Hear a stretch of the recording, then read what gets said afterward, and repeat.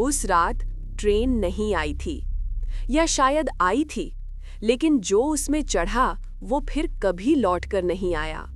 मैं पूजा शर्मा, आप सुन रहे हैं ख्वाबों की डायरी। अब कहानी में आगे बढ़ते हैं। राजीव ने जब पहली बार उस स्टेशन को देखा था तो उसके मन में सिर्फ एक ही ख्याल आया था, यहाँ लोग नहीं, सिर्फ इंतजार रहता है। ये स्टेशन शहर से लगभग 40 किलोमीटर दूर था। चारों तरफ घना जंगल, पुरानी पटरियां और दीवारों पर चिपकी नमी, जिससे हर वक्त सीलन की बदबू आती रहती थी। राजीव एक प्राइवेट कंपनी में अकाउंटेंट था। हर महीने की आखिरी तारीख को उसे सैलरी लेने शहर जाना होता था, और हर बार वही रात की ट्रेन 1:40 वाली। पहले ये सब उसे सामान्य लगता था, लेकिन पिछले 3 महीनों से स्टेशन पर कुछ अजीब घटने लगा था। कभी प्लेटफॉर्म पर किसी के दौड़ने की आवाज आती, लेकिन देखने पर कोई नहीं मिलता। कभी लाउडस्पीकर अपने आप चरमराने लगता और उसमें से किसी के रोने की आवाज निकलती। स्टेशन मास्टर कहता था, भाई साहब, ये लाइन बहुत पुरानी है, हवा में आवाज गूंज जाती है। लेकिन उस रात जो हुआ वो हवा नहीं थी, वो मौत थी। उस रात राजीव थोड़ा देर से पहुंचा। घड़ी में 1:32 बज रहे थे। प्लेटफॉर्म पर हमेशा की तरह एक भी इंसान नहीं था। पीली ट्यूबलाइट टिमटिमा रही थी। ऐसा लग रहा था जैसे अब बुझ ही जाएगी। उसकी रोशनी में राजीव की परछाई बहुत लंबी नजर आ रही थी, जैसे कोई और भी उसके साथ खड़ा हो। राजीव ने मोबाइल निकाला। नेटवर्क पूरा था, पर फिर भी उसने घर कॉल नहीं किया, क्योंकि उसे जाने क्यों एक अजीब सा डर लग रहा था। ठीक 1:39 पर दूर से एक आवाज आई, ये सीटी की आवाज नहीं थी, ये किसी के कराहने जैसी आवाज थी। धीरे धीरे अंधेरे से ट्रेन का इंजन उभरने लगा, पर ये ट्रेन वैसी नहीं थी जैसी रोज आती थी। इसका रंग काला नहीं, राख जैसा धूसर था, जैसे किसी चिता की राख से बनी हो। ट्रेन रुकी, पर ब्रेक की आवाज नहीं आई। उन डिब्बों के नीचे पहिए भी घूमते दिखाई नहीं दे रहे थे। फिर भी ट्रेन रुक गई थी। राजीव ने झांक कर अंदर देखा। एक भी यात्री नहीं, एक भी चेहरा नहीं, सिर्फ खाली सीटें, और हर सीट पर पानी की बूंदें, जैसे किसी ने अभी अभी रोना बंद किया हो। राजीव का दिल तेज धड़कने लगा। उसने पीछे देखने की कोशिश की, लेकिन अब स्टेशन बहुत दूर पीछे छूट चुका था, जैसे ट्रेन पहले ही उसे निगल चुकी हो। उसके कदम अपने आप आगे बढ़े और वो ट्रेन में चढ़ गया। दरवाजा धड़ाम से बंद हुआ, इतनी जोर से कि पूरी बोगी कांप गई। अंदर घुसते ही ठंड उसकी हड्डियों में उतर गई। ऐसी ठंड जैसे किसी मुर्दा घर में हो, जहां सांस भी डर कर चलती हो। राजीव ने आवाज दी, कोई है? पर उसकी आवाज उसी के कानों में लौटकर टकरा गई, जैसे बोगी ने उसकी आवाज को निगलकर उल्टा थूक दिया हो। ट्रेन चल पड़ी, लेकिन बाहर का दृश्य बदलना बंद हो गया। खिड़की से वही काला जंगल, वही सर्द चुप्पी, वही खड़ा हुआ समय। राजीव ने घड़ी देखी, अब भी 1:40। सेकंड की सुई कांप रही थी, लेकिन आगे नहीं बढ़ रही थी। तभी सामने वाली सीट पर, जहां अभी कोई नहीं था, धीरे धीरे धुंध बनने लगी। धुंध ने इंसानी शक्ल ले ली, और फिर एक चेहरा साफ दिखाई देने लगा। वो चेहरा सड़ चुका था, नाक आधी गल चुकी थी, आंखें अंदर धसी हुई थीं, और होठों के बीच की हंसी बहुत ज्यादा जिंदा लग रही थी।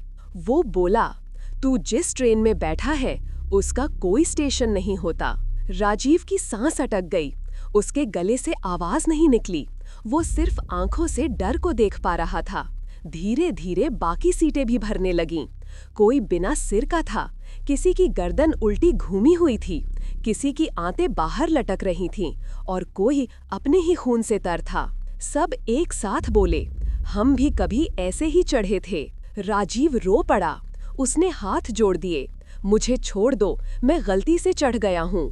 एक लाश धीरे से उसकी ओर झुकी और उसके कान में फुसफुसा कर बोली, गलती से यहाँ कोई नहीं आता। तभी ट्रेन की रफ्तार अचानक तेज हो गई। खिड़की के बाहर अब जंगल नहीं था, बल्कि जलती हुई जमीन थी, जहां से चीखों की आवाजें उठ रही थीं। राजीव को ऐसा लगा जैसे उसकी त्वचा जल रही हो। उसने आखिरी ताकत लगाई, दरवाजा खींचा, दरवाजा खुल गया और वो चलती ट्रेन से कूद गया। अगली सुबह 6:05 पर स्टेशन मास्टर को प्लेटफॉर्म के पास एक लाश मिली। शरीर पूरा झुलसा हुआ, आंखें खुली हुईं और चेहरे पर जमी हुई डर की आखिरी तस्वीर। जब उसकी जेब तलाशी गई तो मोबाइल मिला, घड़ी मिली और दोनों में समय रुका था 1:40। सबसे डरावना सच तब सामने आया जब सीसीटीवी फुटेज चेक हुई। फुटेज में राजीव प्लेटफॉर्म पर खड़ा था। ट्रेन आई ही नहीं थी। राजीव ने पटरियों की ओर देखा, एक कदम आगे बढ़ाया और खुद ही अंधेरे में कूद गया।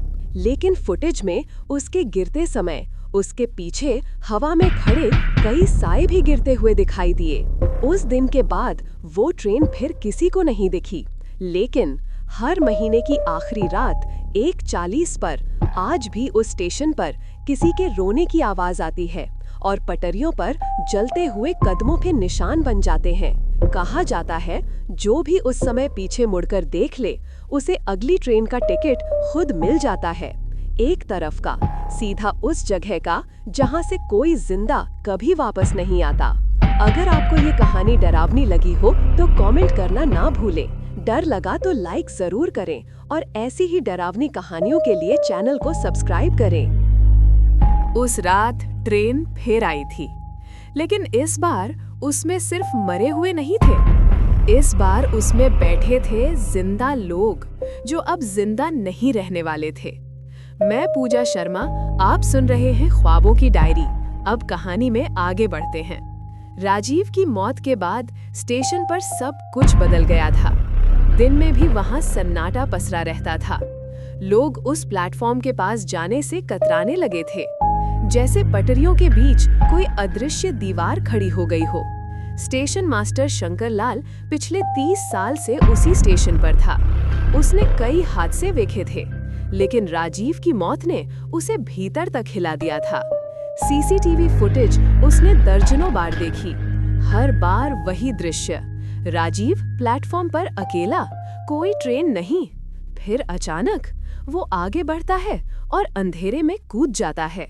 लेकिन हर बार फुटेज के आखिरी फ्रेम में वो परछाइयां जरूर दिखती थीं, जो इंसान जैसी नहीं थीं। उनके पैर जमीन को छूते नहीं थे और चेहरे देखने की हिम्मत शंकर लाल आज तक नहीं जुटा पाया था। 3 दिन तक स्टेशन पूरी तरह बंद रहा। रेलवे अफसर आए, पूछताछ हुई, फाइल बनी और फिर सब चुप्पी में दबा दिया गया। लेकिन चौथी रात 1:40 पर स्टेशन फिर जाग उठा। उस रात एक और यात्री वहां पहुंचा था। नाम था अमन, दिल्ली का रहने वाला। अपने गांव किसी अंतिम संस्कार में जा रहा था। टिकट कंफर्म था, लेकिन ट्रेन हमेशा की तरह उस सुनसान स्टेशन पर ही रुकनी थी।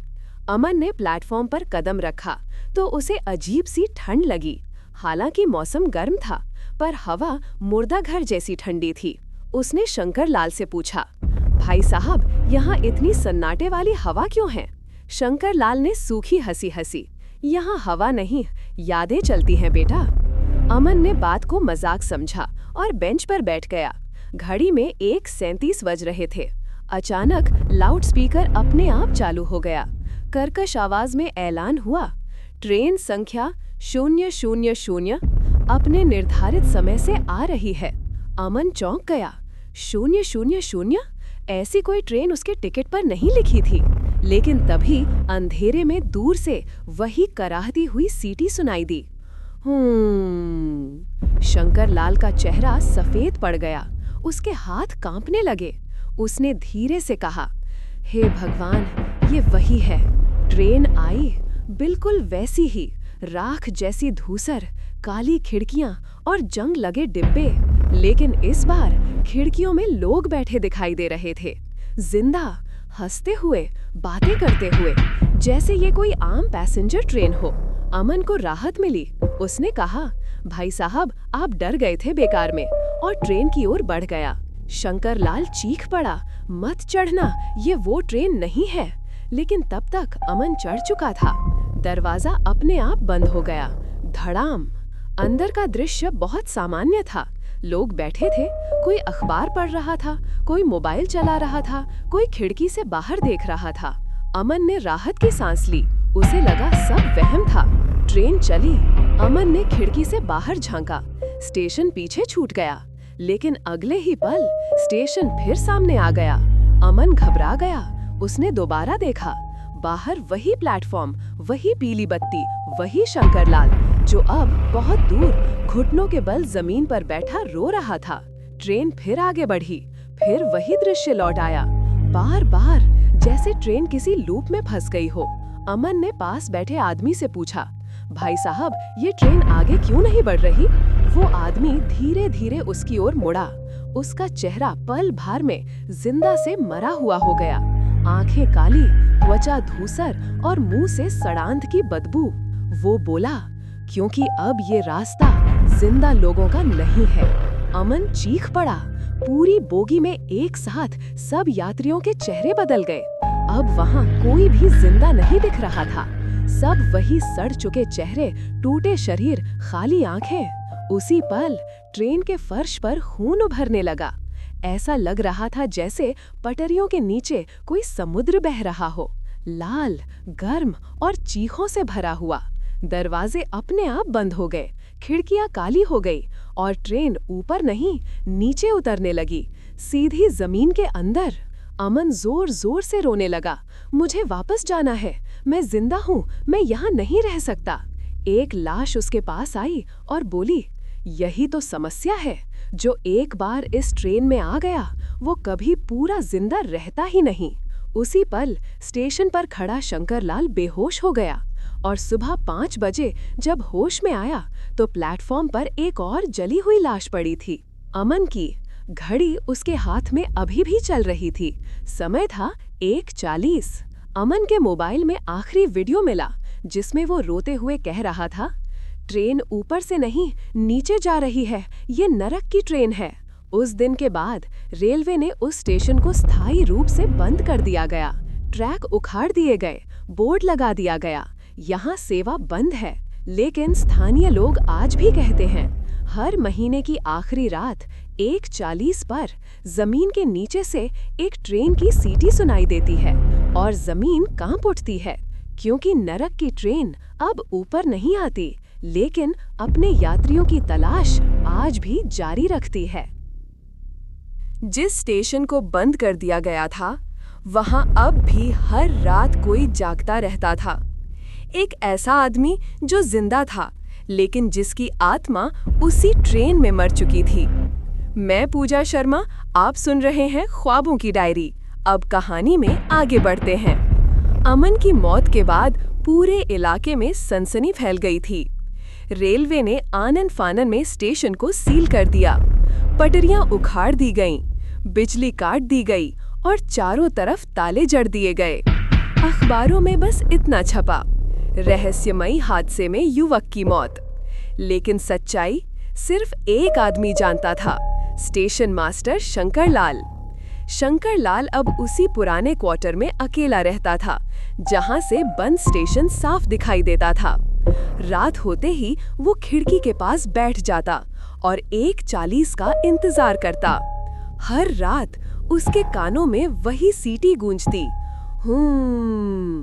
लेकिन अब वो स्टेशन तक नहीं जा सकता था, क्योंकि रेलवे ने साफ हुक्म दिया था, उस इलाके में कोई प्रवेश नहीं करेगा। एक रात जब शंकरलाल सोने की कोशिश कर रहा था, उसी समय उसके दरवाजे पर दस्तक हुई। ठक ठक ठक। उसके पूरे शरीर में सिहरन दौड़ गई। घड़ी देखी, 1:39। वो कांपते हाथों से उठा, दरवाजे के पास गया और धीमी आवाज में पूछा, कौन? बाहर से वही जानी पहचानी फुसफुसाती आवाज आई, दरवाजा खोलो शंकरलाल। ये आवाज राजीव की थी। शंकरलाल पीछे हट गया, उसकी सांस फूलने लगी। तू तो मर चुका है। दरवाजा अपने आप चरमराया और बिना खोले ही धीरे धीरे दीवारों के बीच से एक साया अंदर उतर आया। राजीव का जला हुआ शरीर, आधी पिघली चमड़ी, फटी हुई आंखें, और फिर भी उसका चेहरा पहचान में आ रहा था। वो बोला, हम सब ने तेरे लिए ही वहां इंतजार किया था। शंकरलाल गिर पड़ा। मैंने क्या किया? मैंने किसी को नहीं मारा। राजीव हंसा, ऐसी हंसी जो इंसान की नहीं होती। तूने मारा नहीं, तूने रोका भी नहीं। तभी कमरे में और साए उभरने लगे। अमन और उसके पीछे दर्जनों जले हुए चेहरे, सब एक साथ शंकरलाल को घूर रहे थे। शंकरलाल चीख पड़ा, सच बताता हूँ, सब कुछ सच बताता हूँ। और फिर उसने 25 साल पुराना राज खोल दिया। 25 साल पहले उस 1:40 वाली ट्रेन में एक बड़ा हादसा हुआ था। ब्रेक फेल और ट्रेन सीधे खाई में। 100 से ज्यादा लोग जिंदा जल गए थे। रेलवे ने उस हादसे को तकनीकी खराबी बताकर दबा दिया। ट्रैक दोबारा बिछा दिए गए, नया स्टेशन बना दिया गया और उसी स्टेशन का पहला मास्टर बना शंकरलाल। लेकिन उस हादसे की असली वजह ब्रेक फेल नहीं था, गड़बड़ी थी ट्रैक के कंट्रोल रूम में, जहां उस रात ड्यूटी पर खुद शंकरलाल था। उस रात उसने लालच में लोड रजिस्टर में छेड़छाड़ की। सिस्टम ओवरलोड हुआ और ट्रेन नरक में उतर गई। रेलवे ने उसे बचा लिया। चुप रहने की कीमत में उसे स्टेशन मास्टर बना दिया गया। लेकिन जिन लोगों की मौत हुई थी, उनकी आत्माएं उसी समय उसी ट्रेन में फंस गईं। और हर महीने की आखिरी रात 1:40 पर वो ट्रेन जमीन और दुनिया के बीच अपना रास्ता खोज लेती है। राजीव और अमन सिर्फ नई आत्माएं थीं, जो पुराने गुनाहों के कारण उस ट्रेन में जोड़ दी गईं। शंकरलाल रोने लगा, मैंने गलती की, पर मैंने किसी को जानबूझकर नहीं मारा। राजीव हंसा, ऐसी हंसी जो इंसान की नहीं होती। तूने मारा नहीं, तूने रोका भी नहीं। तभी कमरे में और साए उभरने लगे। अमन और उसके पीछे दर्जनों जले हुए चेहरे, सब एक साथ शंकरलाल को घूर रहे थे। शंकरलाल चीख पड़ा, सच बताता हूँ, सब कुछ सच बताता हूँ। और फिर उसने 25 साल पुराना राज खोल दिया। 25 साल पहले उस 1:40 वाली ट्रेन में एक बड़ा हादसा हुआ था। ब्रेक फेल और ट्रेन सीधे खाई में। 100 से ज्यादा लोग जिंदा जल गए थे। रेलवे ने उस हादसे को तकनीकी खराबी बताकर दबा दिया। ट्रैक दोबारा बिछा दिए गए, नया स्टेशन बना दिया गया और उसी स्टेशन का पहला मास्टर बना शंकरलाल। लेकिन उस हादसे की असली वजह ब्रेक फेल नहीं था, गड़बड़ी थी ट्रैक के कंट्रोल रूम में, जहां उस रात ड्यूटी पर खुद शंकरलाल था। उस रात उसने लालच में लोड रजिस्टर में छेड़छाड़ की। सिस्टम ओवरलोड हुआ और ट्रेन नरक में उतर गई। रेलवे ने उसे बचा लिया। चुप रहने की कीमत में उसे स्टेशन मास्टर बना दिया गया। लेकिन जिन लोगों की मौत हुई थी, उनकी आत्माएं उसी समय उसी ट्रेन में फंस गईं। और हर महीने की आखिरी रात 1:40 पर वो ट्रेन जमीन और दुनिया के बीच अपना रास्ता खोज लेती है। शंकरलाल रोने लगा, मैंने गलती की, पर मैंने किसी को जानबूझकर नहीं मारा। राजीव आगे बढ़ा। उसकी जलती हुई उंगलियां शंकरलाल के सीने तक पहुंची और वो बोला, हर मौत जानबूझकर नहीं होती, कुछ मौतें मासी के इंतजार में होती हैं। तभी कमरे का फर्श कांपने लगा। जमीन के नीचे से वही ट्रेन की सीटी गूंजी। दीवारें फटने लगीं और फर्श के बीचों बीच एक काली दरार खुल गई, जिसके नीचे जलती हुई पटरियां दिखाई दे रही थीं। राजीव और अमन ने शंकरलाल की ओर हाथ बढ़ाए। अब तेरी बारी है। शंकरलाल चीखता रहा, मदद मांगता रहा, लेकिन क्वार्टर के बाहर पूरे इलाके में कोई नहीं था। अचानक वो काली दरार उसे अपनी ओर खींचने लगी। उसका शरीर जमीन से ऊपर उठा और अगले ही पल वह उसी आग में गिरा जिसमें उसने कभी सैकड़ों लोगों को झोंक दिया था। अगली सुबह रेलवे को शंकरलाल का कमरा खुला मिला। अंदर सब कुछ सही था, सिर्फ फर्श के बीच एक काले जले हुए निशान के अलावा कुछ भी नहीं था। उस दिन के बाद किसी ने कभी 1:40 की सीटी नहीं सुनी, लेकिन जो लोग उस इलाके से गुजरते हैं वे आज भी कहते हैं कुछ रातों में जमीन हल्की हल्की कांपती है और बहुत दूर कहीं एक ट्रेन खामोशी से अब भी चल रही है। जिस रात शंकर लाल जमीन के अंदर समा गया था उसी रात ट्रेन आखिरी बार ऊपर आई थी, लेकिन उस बार उसमें कोई यात्री नहीं था। सिर्फ चालक की सीट पर बैठा था एक जिंदा इंसान। मैं पूजा शर्मा, आप सुन रहे हैं ख्वाबों की डायरी। अब कहानी में आगे बढ़ते हैं। शंकर लाल के गायब होने के 3 दिन बाद रेलवे की एक स्पेशल टीम उस बंद स्टेशन पर पहुंची। टीम का मुखिया था इंस्पेक्टर वीर प्रताप, जिसने पिछले 20 सालों में हर अलौकिक केस को झूठ साबित किया था। वीर प्रताप इन सब बातों को अफवाह मानता था। नरक की ट्रेन, भटकती आत्माएं, 1:40 की सीटी, उसके लिए ये सब बस डर फैलाने की कहानियां थीं। टीम ने रात को वहीं रुकने का फैसला किया क्योंकि वीर प्रताप सच अपनी आंखों से देखना चाहता था। घड़ी में समय था 1:25। पूरे स्टेशन पर अंधेला पसरा था। पुरानी पटरियां उखड़ी हुई थीं, बिजली के खंभे टूटे पड़े थे और हवा में आज भी जली हुई राख की गंध तैर रही थी। 1:35 होते ही हवा अचानक ठंडी हो गई। टीम के जवानों की सांसें दिखने लगीं, जैसे सर्दी की रात हो। हालांकि मौसम गर्म था। 35-38 होते ही लोगों के कानों में धीमी कंपन तैरने लगी। जमीन के नीचे से लोहे के पहियों की बहुत हल्की आवाज। 1:39 होते ही एक जवान चिल्लाया, सर, जमीन हिल रही है। और ठीक 1:40 पर जमीन फट गई। पटरियां अपने आप ऊपर उभर आईं और जलती हुई लोहे की रेखाओं पर वो ट्रेन धीरे धीरे ऊपर आने लगी।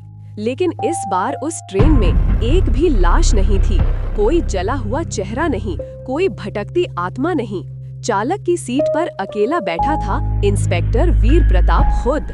टीम हैरान रह गई क्योंकि वीर प्रताप तो उनके सामने खड़ा था। वीर प्रताप चिल्लाया, ये मैं नहीं हूँ। लेकिन ट्रेन में बैठा वो दूसरा वीर प्रताप धीरे धीरे मुस्कुरा रहा था। उसकी आंखों से खून की धार बह रही थी और वो बोला, हर ट्रेन को आखिरी बार एक जिंदा ड्राइवर चाहिए। तभी ट्रेन के सारे डिब्बों के दरवाजे खुल गए और अंदर से राजीव, अमन और सैकड़ों जले हुए लोग एक एक करके नीचे उतरने लगे। सबकी आंखें शांत थीं, जैसे उन्हें अब दर्द महसूस ही नहीं होता। सब ने एक साथ कहा, हम मुक्त होना चाहते हैं। वीर प्रताप पीछे हटा, मुक्ति कैसे मिलेगी? तभी सबसे आगे एक बूढ़ा साया आया जिसका शरीर राख से बना था। वो बोला, जिसने इस ट्रेन को नरक बनाया उसी की कुर्बानी से उसी का रास्ता बंद होगा। जमीन फिर कांपने लगी और उसी दरार से शंकर लाल का जला हुआ शरीर बाहर उभरा। लेकिन उसकी आंखों में अब डर नहीं था, सिर्फ एक गहरी खालीपन था। वो बोला, मेरी सजा पूरी नहीं हुई जब तक इस लाइन का आखिरी स्टेशन बंद नहीं होगा। वीर प्रताप समझ गया था कि इस ट्रेन का आखिरी ताला कानून से नहीं बल्कि बलिदान से खुलेगा। उसने अपनी बंदूक नीचे रख दी और पटरियों की ओर बढ़ा। टीम चीखती रही, सर मत जाइए। वीर प्रताप ने बस इतना कहा, अगर आज ये नहीं रुकी तो कल किसी और का बेटा इसमें बैठेगा। वो जलती हुई पटरियों पर उतरा, उसका शरीर जलने लगा, लेकिन वो रुका नहीं। जैसे ही वो इंजन के सामने पहुंचा, राजीव और अमन ने एक साथ उसका रास्ता रोका और पहली बार उनकी आंखों में आंसू थे। एक जिंदा आदमी की जान सैकड़ों आत्माओं की मुक्ति बन सकती है। वीर प्रताप ने अपनी आंखें बंद की और अगले ही पल ट्रेन की सीटी आखिरी बार गूंजी, बहुत धीमी, बहुत थकी हुई। इंजन फट पड़ा, जमीन की दरार भरने लगी, पटरियां राख बनकर उड़ने लगी और ट्रेन धीरे धीरे धुएं में बदल गई। जब धुआं पूरी तरह छटा तो वहां न ट्रेन थी, न लाशें, न आत्माएं, सिर्फ जमीन पर राख का एक गोल निशान था। राजीव और अमन की आकृतियां हवा में उठीं। उन्होंने आखिरी बार उस दुनिया की ओर देखा और फिर रोशनी में घुल गए। टीम के जवान रो रहे थे, किसी को कुछ समझ नहीं आ रहा था। लेकिन ठीक उसी पल वीर प्रताप की राख के बीच उसकी घड़ी गिरी, जो अब भी चल रही थी। समय बदला हुआ था, 1:41। पहली बार उस इलाके में 1:40 आगे बढ़ा था। 6 महीने बाद भी उस बंद स्टेशन का नाम लेते ही कुछ लोग चुप हो जाते हैं और कुछ लोग फुसफुसा कर पूछते हैं, क्या 1:40 अब सच में रुक चुका है? मैं पूजा शर्मा, आप सुन रहे हैं ख्वाबों की डायरी। अब कहानी में आगे बढ़ते हैं। वीर प्रताप की मौत को 6 महीने हो चुके थे। स्टेशन आधिकारिक रिकॉर्ड में पूरी तरह निष्क्रिय दर्ज हो चुका था। पटरियों का नाम मिटा दिया गया, मानचित्रों से कोड हट गया। रेलवे के सिस्टम में वो जगह अब बस एक खाली नंबर बनकर रह गई थी। लेकिन किसी जगह को कागजों में मिटा देना उसकी यादों को नहीं मिटाता, न वहां मरे हुए लोगों को। आसपास के गांवों के लोग अब भी उस दिशा में इशारा करके धीरे से कहते, वहीं था वो शैतानी स्टेशन। फर्क बस इतना था कि पहले वे है कहते थे, अब था कहने की कोशिश करते थे। इसी बीच शहर में एक नया नाम बहुत तेजी से वायरल हो रहा था। राहुल मल्होत्रा, एक युवा कंटेंट क्रिएटर जो रियल हॉरर लोकेशन पर जाकर वीडियो बनाता था, रात के समय अकेले, सिर्फ कैमरा और टॉर्च के साथ। उसके चैनल पर टैगलाइन लिखी थी, डर को रिकॉर्ड करो तभी वो सच लगता है। राहुल के वीडियो पर लाखों व्यू आते थे, लोग डरते भी थे और मजा भी लेते थे। कुछ कहते वो फेक बनाता है, कुछ कहते असली रिकॉर्डिंग लाता है। एक दिन उसे एक अनजान ईमेल आया। सब्जेक्ट में बस इतना लिखा था, 1:40 वाली ट्रेन, अगर हिम्मत हो तो आओ। ईमेल के अंदर कोई नाम नहीं था, ना कोई लंबा विवरण, बस एक पुरानी सी फोटो लगी थी। जंग लगा बोर्ड जिस पर स्टेशन का नाम फीके अक्षरों में दिख रहा था और नीचे सिर्फ एक लाइन, यहाँ समय कभी 1:40 के बाद नहीं बढ़ता। राहुल ने फोटो जूम की। बोर्ड के एक कोने पर राख चिपकी हुई थी, जैसे किसी ने उसे छुआ हो। उसके अंगूठे पर हल्की काली परत रह गई और स्क्रीन पर देखते ही उसे अजीब सा झुंझुना सा महसूस हुआ। उसने तुरंत गूगल पर उस स्टेशन का नाम खोजा। सिर्फ 2 पुरानी न्यूज़ रिपोर्ट्स मिली। एक में राजीव की रहस्यमयी मौत का जिक्र था, दूसरी में अमन और शंकर लाल का नाम, और अंत में ये लाइन। इसके बाद ये स्टेशन स्थायी रूप से बंद कर दिया गया। किसी भी आधिकारिक रेल वेबसाइट पर उस स्टेशन का अब जिक्र नहीं था, जैसे वो कभी था ही नहीं। यही बात राहुल के अंदर जिज्ञासा की आग बन गई। जगह जितनी छुपाई जाती है वहां उतना ही बड़ा कंटेंट मिलता है। उसने अपने कैमरामैन फैज को फोन किया, भाई एक स्पेशल लोकेशन मिली है, लग्जरी हॉरर। फैज ने डरते हुए कहा, यार तूने खुद ही बोला था कि इस बार थोड़ा लाइट कॉमेडी करेंगे, ये 1:40 वाली चीज सही नहीं लग रही। राहुल हंसा, कॉमेडी बाद में, पहले ये देखते हैं क्या सच में कोई ट्रेन नरक से चलती थी। 2 दिन की तैयारी के बाद राहुल, फैज और उनकी तीसरा सदस्य श्रुति, जो साउंड और लॉग संभालती थी, तीनों उस इलाके की ओर निकल पड़े। शाम होने से पहले वे उस गांव में पहुंच गए जहां से आगे स्टेशन के अवशेष शुरू होते थे। गांव के चौराहे पर एक बूढ़ा बैठा हुक्का पी रहा था, आंखें गहरी, चेहरा झुर्रियों से भरा। राहुल ने आगे बढ़कर पूछा, बाबा ये पुराना स्टेशन किधर है? बूढ़े ने बिना उनकी ओर देखे कहा, उधर नहीं जाना चाहिए बेटा, जो वहां जाते हैं वो लौटते तो हैं पर कभी पूरे नहीं लौटते। फैज के हाथ से ट्राइपॉड लगभग गिर गया। राहुल, मैंने बोला ना ये सही मूड नहीं है। लेकिन श्रुति ने रिकॉर्ड बटन ऑन कर दिया। उसकी आदत थी, जो भी लोकल बातचीत हो सब रिकॉर्ड कर लेती, कभी ना कभी बी रोल में काम आ जाता था। बूढ़े ने पहली बार ऊपर देखा, उसकी आंखों में एक अजीब सी चमक थी। तुम लोग शहर से हो ना? राहुल ने हाँ में सिर हिलाया। तुम्हारे कैमरे, तुम्हारी लाइटें, तुम्हारी हिम्मत, सब अच्छा है बेटा, बस एक चीज की कमी रह जाती है। राहुल ने पूछा, किस चीज की? बूढ़ा फुसफुसाया, समझ की। यह कहकर वो उठ खड़ा हुआ और एक पुरानी मिट्टी की गली की ओर इशारा किया। सीधे चलते जाओ, जहाँ पेड़ों की पत्तियां भी आवाज करना छोड़ दें, समझ लेना तुम पहुंच गए। राहुल ने हंसकर वीडियो के लिए एक लाइन बोली, दोस्तों आप ये सुन रहे हैं, लोकल लोग खुद डरते हुए बोल रहे हैं और हम अब जा रहे हैं उसी जगह जहां कोई जाना नहीं चाहता। उन्होंने कार वहीं छोड़ दी। कैमरा, टॉर्च, वायरलेस माइक और थोड़ी बहुत जरूरी चीजें लेकर तीनों उस दिशा में पैदल चल पड़े। शाम धीरे धीरे रात में बदल रही थी। जंगल घना होता जा रहा था। पेड़ों की शाखें कानों से टकराती सी लगती थीं। पत्तों की सरसराहट एक समय के बाद गायब हो गई, जैसे हवा ने फैसला कर लिया हो कि उसे भी अब चुप रहना है। श्रुति ने धीरे से कहा, तुमने नोटिस किया यहाँ झिंगुरों की भी आवाज नहीं है। फैज ने कैमरा नीचे कर लिया। यार ये नेचुरल नहीं है, टोटल साइलेंस। आगे एक पुराना लोहे का गेट दिखाई दिया, जंग लगा हुआ, जिस पर आधा टूटा बोर्ड टेढ़ा लटक रहा था। कुछ अक्षर मिट चुके थे, लेकिन बीच की लाइन अभी भी दिख रही थी। यहाँ रेल सेवाएं स्थायी रूप से बंद हैं। फैज ने डरी हुई आवाज में कहा, मतलब ऑफिशियली ये जगह डेड है। राहुल ने गेट को हल्के से धक्का दिया। चिरचिराहट की आवाज, जैसे किसी बूढ़ी हड्डी को जबरदस्ती मोड़ दिया गया हो। अंदर का दृश्य भयानक रूप से शांत था। पुराना प्लेटफॉर्म, टूटे बेंच, झुकी हुई ट्यूबलाइट का पोल जो अब केवल एक काले खंभे की तरह खड़ा था। सबसे अजीब बात ये थी कि जहां कभी पटरियां रही होंगी वहां अब केवल काली जली हुई मिट्टी थी, जैसे लोहे को पिघलाकर धरती में मिलाया गया हो। श्रुति ने फुसफुसाकर कहा, मुझे यहाँ अजीब तरह की गंध आ रही है, जली हुई लेकिन ताज़ा जैसे। राहुल ने कैमरा ऑन किया। लाल लाइट चमक उठी। हेलो दोस्तों, आज हम हैं एक ऐसे स्टेशन पर जो आधिकारिक रिकॉर्ड से मिट चुका है। कहते हैं यहाँ 1:40 पर समय रुक जाता था। उसने घड़ी निकाली। रात के 12 बज रहे थे। उसने कार में देखते हुए कहा, हमारे पास 1.5 घंटा है। देखते हैं क्या सच में कोई 40 का कोई खेल है। उन्होंने 3 कैमरास की सेटिंग की। एक मुख्य हैंडहेल्ड राहुल के हाथ में, एक स्टैंड पर प्लेटफॉर्म के आखिर में लगा दिया और तीसरा स्टेशन बिल्डिंग की टूटी खिड़की की तरफ, ताकि हर एंगल से रिकॉर्डिंग हो सके। समय धीरे धीरे बीत रहा था। टीम बीच बीच में शॉट्स ले रही थी। राहुल कभी लोहे की जाली छूता, कभी बेंच पर बैठकर रिएक्ट करता। दोस्तों, यहाँ सच में अजीब सन्नाटा है। 1:10, 1:18, 1:25। श्रुति हर 5 मिनट में समय नोट कर रही थी। साउंड रिकॉर्डर पर ग्राफ सीधा चल रहा था, कोई बाहरी ध्वनि नहीं। 1:30। अचानक हवा चली, इतनी ठंडी कि तीनों एक साथ कांप गए। श्रुति के हाथ से डायरियां जमीन से गिरते गिरते बचीं। फैज बोला, मैं सांस लेते हुए भाप देख पा रहा हूँ। ये मौसम तो ऐसा नहीं था जब हम आए थे।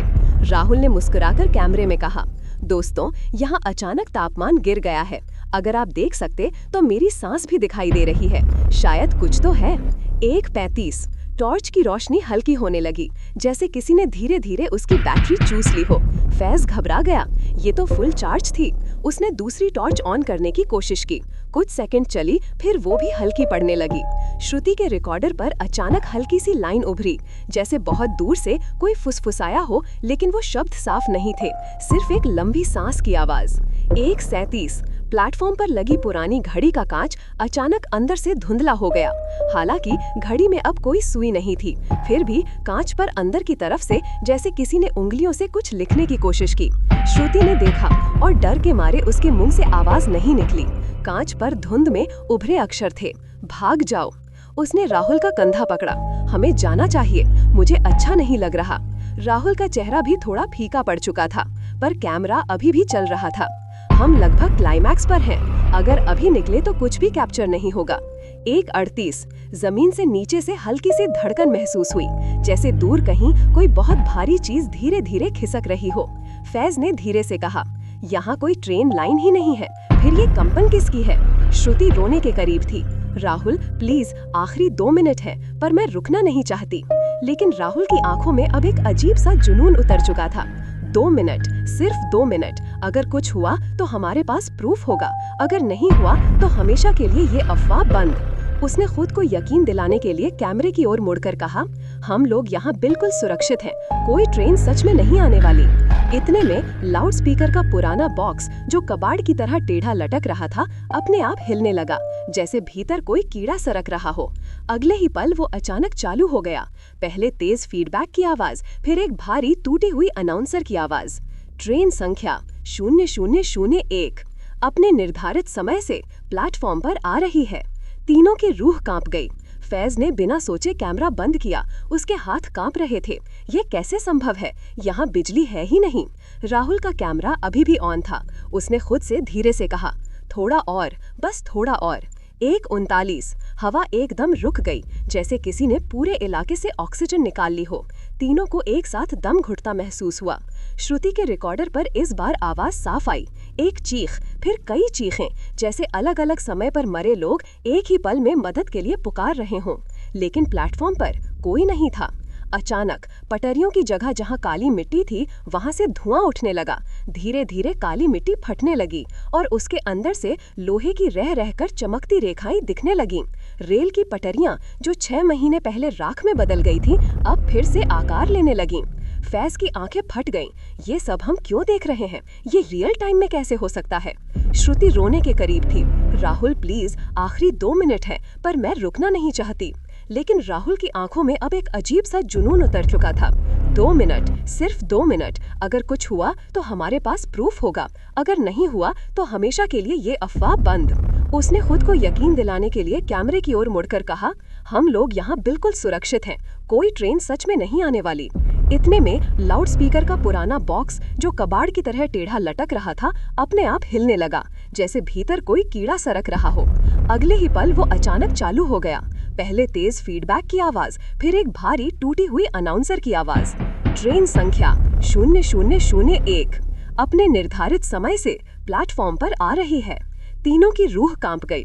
फैज ने बिना सोचे कैमरा बंद। कहानी कभी एक बार में खत्म नहीं होती, कभी कभी उसे खत्म समझ लिया जाता है, और असली अंत शुरू ही तब होता है जब लोग उसे कंटेंट बोलकर शेयर करने लगते हैं।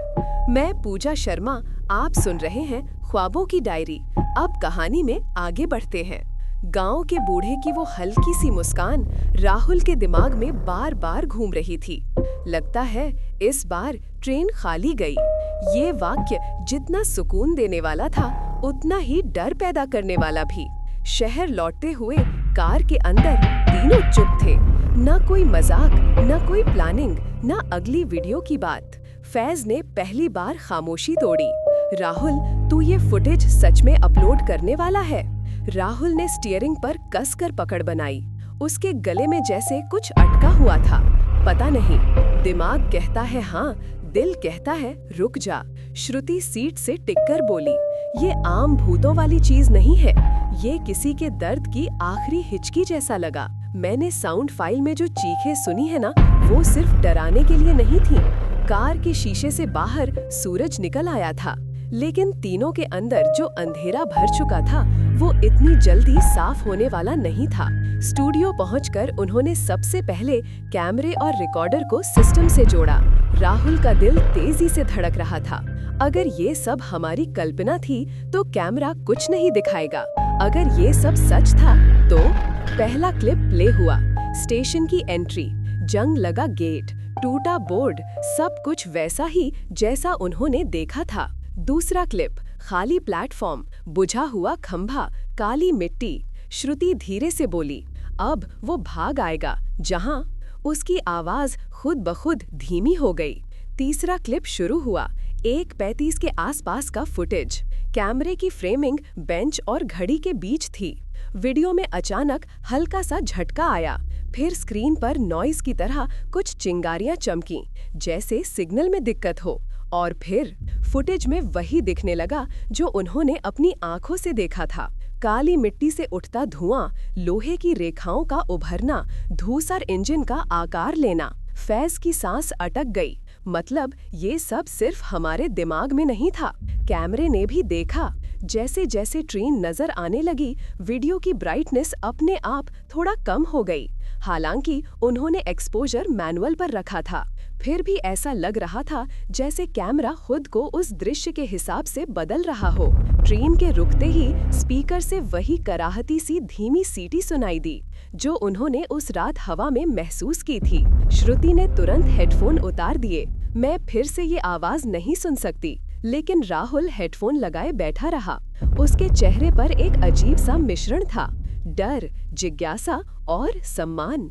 वीडियो में आगे डिब्बे का खुलता दरवाजा, फर्श पर रखी पुरानी घड़ी, 1:40 पर रुकी सुई। जब यात्रियों के चेहरे दिखने शुरू हुए तो स्क्रीन के पिक्सल हल्के हल्के झिलमिलाए, जैसे इतने सारे रुके हुए समय को दिखाते दिखाते डिजिटल सिस्टम भी हाँफने लगा हो। बच्चे की आंखों में जो डर था, माँ की आंखों में जो अधूरा भरोसा था, सूट वाले आदमी की निगाह में जो झुंझलाहट और असमंजस था, सब उतना ही साफ दिख रहा था जितना उस रात हवा में महसूस हो रहा था। वीर प्रताप की एंट्री वाले हिस्से पर वीडियो में एक अजीब सी चीज हुई। जैसे ही वो दूर से चलता हुआ देखा, फुटेज में 2-3 फ्रेम के लिए कृष्ण पट जैसा काला स्नैप आया, फिर दृश्य वापस आया। फैज ने तुरंत पॉज किया, पीछे करके फ्रेम बाय फ्रेम देखने लगा, पर उस स्नैप के बीच के फ्रेम में कुछ भी दिखाई नहीं दे रहा था, सिर्फ काला एकदम ठोस अंधेरा। ये क्या है? उसने घबराकर कहा। लाइट फ्लिकर, फ्रेम ड्रॉप, श्रुति ने धीरे से जवाब दिया। या शायद उन 2-3 फ्रेम में कुछ ऐसा था जो रिकॉर्ड नहीं होना चाहिए था। राहुल ने आगे देखने का इशारा किया। वीडियो फिर चला। वीर प्रताप का चेहरा, उसकी थकी हुई आवाज, तुम्हारे पास चुनाव है। ये लाइन सुनते ही राहुल ने प्लेयर रोक दिया, कुर्सी से पीछे टिक गया, आंखें बंद कर लीं। कमरे में कुछ देर खामोशी छाई रही। फैज ने धीरे से पूछा, तो अब क्या? राहुल ने आंखें खोली। अगर मैं ये अपलोड कर दूं, तो 2 बातें होंगी। 1, दुनिया को पता चलेगा कि वो हादसा केवल हादसा नहीं था। 2, लोग इसे भी एंटरटेनमेंट बना देंगे। उसने स्क्रीन की ओर देखा, जैसे उसे खुद फुटेज से जवाब चाहिए हो। श्रुति ने सीट सीधी करते हुए कहा, पर वीर प्रताप ने क्या कहा था कि जब ये कहानी से निकलकर हकीकत मानी जाएगी, तभी इनकी मुक्ति होगी। हमें ये तय करना है, हम किस तरह की हकीकत बनाना चाहते हैं। तीनों ने मिलकर तय किया कि वे इस फुटेज को वैसे नहीं डालेंगे जैसे मजाक में डाले जाने वाले भूतिया वीडियो होते हैं। न कोई चौंकाने वाला थंबनेल, न देखें अंत तक क्या हुआ जैसे टैग, न चीख चिल्लाहट वाला एडिट। राहुल ने धीरे धीरे एक नया फोल्डर बनाया, नाम रखा फाइनल जर्नी। उसके बाद उसने रॉ फुटेज में से केवल वही हिस्से चुने जहां कोई चीख नहीं थी, जहां कोई विकृत चेहरा नहीं था, सिर्फ यात्रियों का इंतजार, उनकी आंखों की थकान और धीरे धीरे चलती सुई।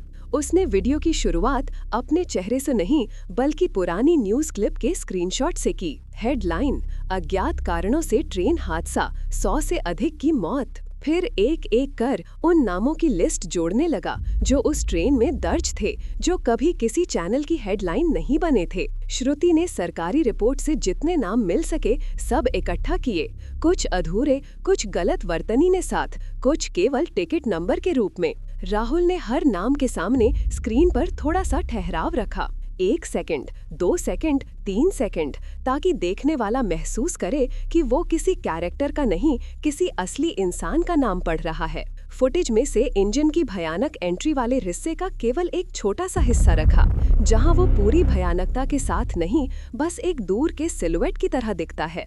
ट्रेन के अंदर के चेहरों में से उन्होंने केवल 4 चुने, बच्चा, उसकी माँ, एक बुजुर्ग और एक युवती। हर चेहरा स्क्रीन पर बिना किसी इफेक्ट के आया और स्क्रीन के नीचे हल्के से टेक्स्ट, ये चेहरा उस रात की किसी असली कहानी का हो सकता है। वीर प्रताप के संवाद में से भी उन्होंने केवल कुछ लाइनें छोड़ी, किसी की कहानी सिर्फ तब तक भटकती है जब तक उसे किसी की जुबान सच मानकर सुना नहीं देती। बाकी भयानक हिस्से, जहां दरारें खुली, जहां आग दिखी, जहां चेहरों पर विकृति थी, सब काट दिए गए। फैज ने घबराकर पूछा, पर क्या ये सही होगा? अगर हमने सब नहीं दिखाया तो क्या ये अधूरा सच नहीं होगा? राहुल ने गहरी सांस ली।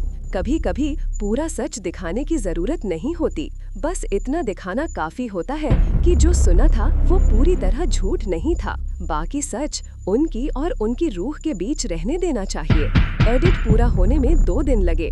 इन 2 दिनों में तीनों ने बहुत कम बात की। ज्यादातर समय स्क्रीन, टाइमलाइन और ऑडियो लेवल में बीत गया। तीसरे दिन शाम को वीडियो रेडी था। राहुल ने अपलोड विंडो खोली, शीर्षक लिखा 0001 आखिरी यात्रा। डिस्क्रिप्शन में बस इतना, ये वीडियो उस स्टेशन से रिकॉर्ड किया गया है जहां आधिकारिक रिकॉर्ड में कभी कोई ट्रेन नहीं रुकी, पर दर्जनों लोग बताते हैं कि उनकी जिंदगी वहीं रुकी थी। फैज ने कांपती उंगलियों से पूछा, पब्लिक कर दूं? राहुल ने स्क्रीन पर गौर से देखा। एक पल को उसे लगा जैसे स्क्रीन के कोने में थोड़ी सी धुंध दिखी और किसी ने उसकी ओर सिर हिलाया हो। उसने धीरे से कहा, हाँ, अगर ये सच में उनकी आखिरी यात्रा है तो इसके गवाह सिर्फ हम 3 नहीं रह सकते। फैज ने पब्लिश बटन दबा दिया। कुछ सेकंड तक स्क्रीन पर प्रोसेसिंग दिखाई देता रहा। तीनों की धड़कनें उन छोटे छोटे घूमते हुए डॉट्स के साथ चल रही थीं। फिर वीडियो लाइव हो गया। कुछ मिनट तक कोई खास व्यू नहीं आया। कुछ पुराने सब्सक्राइबर ने नया वीडियो आ गया कहकर कमेंट किया, देखने जा रहे हैं भाई। रात के 10 बजते व्यू काउंट थोड़ी तेजी से बढ़ने लगा। टिप्पणियां आने लगीं, भाई ये एडिट अलग लेवल का है, ये तुमने खुद शूट किया है या खरीदा फुटेज है? फेक लगेगा, पर अजीब बात ये है कि डर नहीं लगा, उदासी लगी। ऐसा लगा जैसे इन लोगों के लिए सच में दुख हो रहा हो। कुछ ने मजाक भी उड़ा दिया, वाह नई कहानी गढ़ ली। CGI ठीक है पर इतना भी असली नहीं। पर एक कमेंट ने राहुल को अंदर तक हिला दिया। यूजर नेम था राजीव 140। कमेंट में लिखा था, मैं इस ट्रेन में था और तुमने हमें जैसे दिखाया वैसा किसी ने पहले कभी नहीं देखा। फैज लगभग कुर्सी से उछल पड़ा। ये किसने बनाया होगा ये आईडी? किसी ने पुराने न्यूज से नाम उठा लिया होगा। राहुल ने शांत स्वर में कहा, हो सकता है, या हो सकता है ये महज एक कोइंसिडेंस हो। लेकिन उसकी उंगलियां कांप रही थीं। रात बढ़ती गई, वीडियो तेजी से शेयर होने लगा। किसी ने कहा, ये हॉरर नहीं डॉक्यूमेंट्री जैसा लगा। किसी ने लिखा, ये पहली बार है जब किसी गोस्ट स्टोरी पर मुझे उन गोस्ट्स के लिए दुख हुआ। सबसे अजीब बात ये थी कि बहुत लोगों ने एक जैसा अनुभव लिखा। वीडियो में ट्रेन का हॉर्न सुनाई दे रहा है, पर मेरे स्पीकर से नहीं, ऐसा लगा कमरे में कहीं दूर से आ रहा हो। कुछ लोगों ने टाइम स्टैम्प डालकर लिखा, 15:40 पर स्क्रीन के ऊपर बाएं कोने में एक साया दिखता है। 17:02 पर ग्लिच आता है, लेकिन गूगल प्लेयर बफरिंग नहीं दिखाता। राहुल ने खुद वीडियो खोलकर उन टाइम स्टैम्प पर चेक किया। वही छोटे काले स्नैप्स और झिलमिलाते पिक्सल जो उन्होंने एडिटिंग के समय भी देखे थे। उस रात तीनों ने स्टूडियो से ही सोने का फैसला किया। घर जाने का मन नहीं था। कैसे कहें घर वाले से? आज नरक की ट्रेन की फुटेज अपलोड की है। तड़के 3 बजे के करीब राहुल करवट बदल रहा था। लैपटॉप अभी भी खुला था। नोटिफिकेशन लगातार आ रहे थे। उसे लगा कोई धीरे से उसका नाम पुकार रहा है, राहुल। उसने झटके से उठकर पीछे देखा। फैज और श्रुति तो गहरे सो रहे थे। कमरे में और कोई नहीं था। आवाज फिर आई, पर इस बार उसमें दर्द नहीं। कहानियां जब खत्म होने लगती हैं, अक्सर असली सवाल तब शुरू होता है, क्या ये वाकई खत्म हो गई या बस हमने सुनना बंद कर दिया? मैं पूजा शर्मा, आप सुन रहे हैं ख्वाबों की डायरी। अब कहानी में आगे बढ़ते हैं। वीडियो अपलोड हुए अब 3 महीने से ज्यादा हो चुके थे। राहुल की जिंदगी जैसे एक अजीब मोड़ पर आकर ठहर गई थी। व्यूज करोड़ पार कर चुके थे। चैनल पर लाखों नए सब्सक्राइबर आ गए थे। ब्रांड, इंटरव्यू, कॉल, सब तरफ लोग उसी वीडियो की बात कर रहे थे। पर राहुल के लिए वो बस एक वीडियो नहीं था। उसके लिए वो रात, उस ट्रेन के अंदर जमी हुई आंखें और हवा में तैरती धन्यवाद की वो आवाज, सब आज भी किसी अधूरे सपना जैसे उसके साथ चल रहे थे। एक रात लगभग 2 बजे वो अपने स्टूडियो में अकेला बैठा था। लैपटॉप पर कमेंट स्क्रॉल कर रहा था। हर मिनट नई नई टिप्पणियां जुड़ रही थीं। आज पहली बार हॉरर देखकर डर नहीं, रोना आया। मेरे दादाजी भी इसी रूट पर सफर करते थे, शायद किसी और ट्रेन में, लेकिन ये वीडियो देखकर लगा जैसे उनकी पूरी पीढ़ी की कहानी दिख गई। मैं रेलवे में काम करता हूँ। हमारे रिकॉर्ड में ये स्टेशन सच में मिटा दिया गया है, पर कुछ पुरानी फाइलों में हादसे का हल्का सा जिक्र मिला। फिर एक कमेंट और दिखा, यूजर नेम faz_cam। राहुल हल्के से मुस्कुराया। ये तो फैज ने ही डाला होगा। कमेंट लिखा था, आज तक जितना हमने शूट किया था उसमें सबसे ज्यादा साइलेंस इसी वीडियो का था। कैमरा चल रहा था, पर ऐसा लग रहा था जैसे वो भी प्रार्थना कर रहा हो। उसने नीचे स्क्रॉल किया, यूजर नेम श्रुति_sound। कमेंट, मैंने साउंड फाइल्स को बार बार सुना। शुरू में चीखें लगती थीं, अब वो सब सिर्फ सांस जैसी लगती हैं। शायद अब वो लोग शांत हैं। राहुल मुस्कुराया। मेरी टीम भी अब YouTube फिलोसोफर बन गई। उसी समय दरवाजे पर हल्की दस्तक हुई। ठक ठक। उसका दिल एक पल को रुका। फिर उसने खुद को डांटा, तू ज्यादा ही हॉरर सोचने लगा है। दरवाजा खोला। बाहर कोई भूत नहीं, बल्कि एक सादा कपड़ों में आदमी खड़ा था, साथ में एक फाइल और गले में ऑफिशियल ID कार्ड। आप राहुल मल्होत्रा हैं? जी, मैं रेलवे सिविल इन्वेस्टिगेशन यूनिट से हूँ। उसने कार्ड दिखाया। काफी दिन से आपसे मिलना था, समय नहीं मिल रहा था। आज रात को खाली था, सोचा आप भी शायद रात में ही जागते होंगे। राहुल ने अंदर आने का इशारा किया। थोड़ी देर बाद वे दोनों स्टूडियो के सोफे पर बैठे थे। अफसर ने सीधे मुद्दे पर आते हुए कहा, आपके बनाई वीडियो ने हमारे विभाग को मुश्किल में भी डाला और राहत भी दी। राहुल चौंका। मुश्किल, राहत? मुश्किल इसलिए कि अब लोग हमसे सवाल पूछ रहे हैं कि जब इतना बड़ा हादसा हुआ था तो उसे इतने साल टेक्निकल इशू बोलकर क्यों दबा दिया गया। और राहत इसलिए कि हम में से कुछ लोग जो अंदर से उस झूठ के बोझ तले दबे थे अब खुलकर कह पा रहे हैं, हाँ ये हुआ था। उसने फाइल टेबल पर रखी। यहाँ उस हादसे की पुरानी आधी जली फाइलों की कॉपी है। ऑफिशियली तो ये सब सिर्फ डॉक्यूमेंट्स हैं, पर शायद आपके लिए ये उस रात की गवाही होगी। राहुल ने कांपते हाथों से फाइल खोली। पीली पन्नियां, धुंधले टाइपराइटर के अक्षर, कुछ जगह पानी के धब्बे, जैसे किसी ने रोते हुए उस पर सिर रख दिया हो कभी। ट्रेन संख्या 0001, समय रात 1:40, घटना अनियंत्रित स्पीड, ब्रेक फेलियर, खाई में गिरना, संभावित मृतकों की संख्या 100+। राहुल की आंखों के सामने वो जले हुए चेहरे घूम गए। वो बच्चा, उसकी माँ, सूट वाला आदमी। अफसर धीरे से बोला, हम उस समय के नहीं हैं, हम बस उन फाइलों के वारिस हैं। पर जितना हमने समझा, उस हादसे को एक व्यक्ति की गलती, कुछ सिस्टम फेलियर और थोड़ा लालच मिलकर बनाते हैं। और जितनी देर तक वो फाइल बंद रही, उसकी बदबू अंदर ही अंदर फैलती रही। राहुल ने दबी आवाज में पूछा, तो अब क्या होगा? अफसर ने गहरी सांस ली। अब ऑफिशियली उस हादसे को स्वीकार किया जाएगा। रेलवे बोर्ड में उसका नाम दर्ज होगा। मृतकों की सूची बाहर आएगी। जिन परिवारों तक मुआवजा कभी नहीं पहुंचा, उन तक देर से ही सही एक माफी पहुंचेगी। उसने फाइल टेबल पर रखी। यहाँ उस हादसे की पुरानी आधी जली फाइलों की कॉपी है।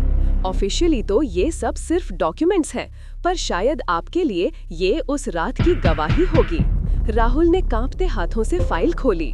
पीली पन्नियां, धुंधले टाइपराइटर के अक्षर, कुछ जगह पानी के धब्बे, जैसे किसी ने रोते हुए उस पर सिर रख दिया हो कभी।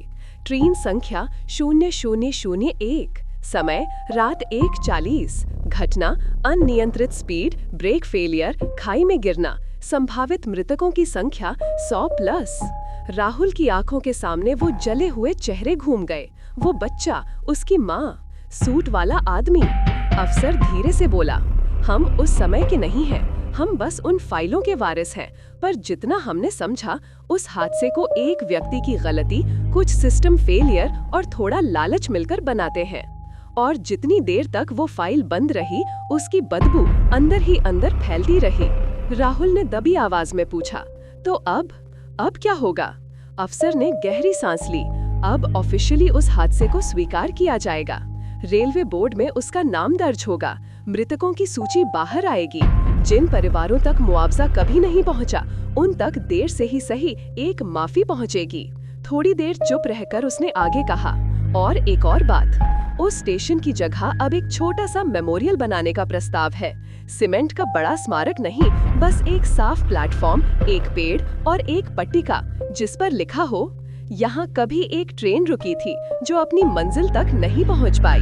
फिर उसने मुस्कुराकर जोड़ा, और शायद नीचे एक लाइन, उन सब के नाम जिन्हें हमने देर से याद किया। राहुल की आंखों में नमी आ गई। वो धीरे से बोला, अगर आपकी इजाजत हो तो उस पट्टिका पर एक और लाइन होना चाहिए। अफसर ने पूछा, कौन सी? राहुल ने धीमे दृढ़ स्वर में कहा, समय 1:40 से आखिरकार आगे बढ़ गया। कुछ हफ्तों बाद वाकई उस पुराने जले हुए स्टेशन की जगह एक छोटा सा साफ मेमोरियल बनकर तैयार हो गया। कोई बड़ा उद्घाटन समारोह नहीं हुआ, न कैमरे बुलाए गए, न भाषण हुए। बस सुबह सुबह कुछ रेलवे कर्मचारी, कुछ गांव वाले और चुपचाप किनारे खड़े राहुल, फैज और श्रुति। पुराने स्टेशन की जगह पर अब एक लंबा समतल प्लेटफॉर्म था, जिस पर घास नहीं उगी थी। धूप एकदम सीधी पड़ रही थी, जैसे बरसों से छिपी बात को आखिरकार खुली हवा मिल गई हो। एक कोने में लोहे की छोटी सी पट्टिका, जिस पर गहरे अक्षरों में लिखा था, इस स्थान पर 25 वर्ष पूर्व ट्रेन संख्या 001 के हादसे में कई लोगों ने अपनी जान गंवाई। यह स्मृति चिन्ह उन सब के नाम है जिनके दर्द को कागज ने बहुत देर से दर्ज किया। नीचे छोटे अक्षरों में, समय यहाँ कभी 1:40 पर रुक गया था, अब आगे बढ़ चुका है। उस पट्टिका के पास ही किसी ने शरारतन या शायद भावनावश चौक से हल्के हाथ से लिख दिया था, थैंक यू 140। राहुल ने झुककर उस जगह पर हाथ फेरा। चौक उंगलियों पर लग गई। उसने ना मुस्कुराने की कोशिश की, न रोने की, बस शांत खड़ा रहा। गांव के वही बूढ़े बाबा जो हुक्का लेकर चौपाल पर बैठा करते थे, आज भी दूर से टकटकी लगाए थे। उनकी आंखों में एक अलग सी चमक थी। जब सब लोग धीरे धीरे लौटने लगे, वे तीनों उनके पास गए। राहुल ने प्रणाम किया। बाबा, आपने उस दिन कहा था, लगता है इस बार ट्रेन खाली गई। आज आपको क्या लगता है? बूढ़े ने गहरी, टूटी हुई पर मजबूत आवाज में कहा। आज लगा कि आखिरकार किसी ने इन लोगों को भूत कहना बंद किया और यात्री कहना शुरू किया। याद रख बेटा, जिस दिन किसी की मौत भी सिर्फ कहानी लगने लगे, उस दिन जरूर कहीं कोई ट्रेन गलत पटरी पर चल रही होती है। राहुल ने उनकी बात ध्यान से सुनी और मन ही मन सोचा, शायद मेरा काम डराना नहीं, याद दिलाना था। अगर आपको ये पूरी ट्रेन सीरीज डरावनी, भावुक या सोचने पर मजबूर करने वाली लगी हो तो कमेंट करके जरूर बताइए। डर लगा हो या दिल छू गया हो तो लाइक जरूर दबाइए और ऐसी ही गहरी, डर और एहसास से भरी कहानियों के लिए चैनल को सब्सक्राइब करना बिल्कुल मत भूलिए।